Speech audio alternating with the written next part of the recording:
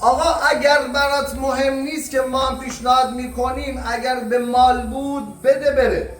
اما گاهی اوقات میبینی هدف جان شماست. توی این شرایط زمانی که چاقو رو شریانه، دست بالا، حالت تسلیم، همینجا نگاه کنید با چرخش من چه اتفاقی میفته، فاصله ایجاد میشه. فقط کافی زمانی که داری اینو تقدیم میکنی، این چرخش انجام شد، این حرکت رو انجام بدید و به راحتی فرد رو زمینگیر کنید و خلیسلا رو انجام بدید.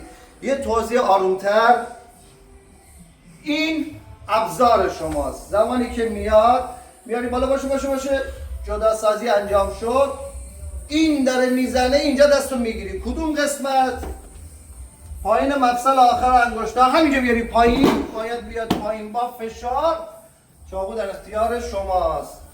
این ویدیو رو اگه کامنت نذاری، لایک هم نکنی، اتفاقی نمیافته. یه کامنت برنجی برای ما بذاریم باشید.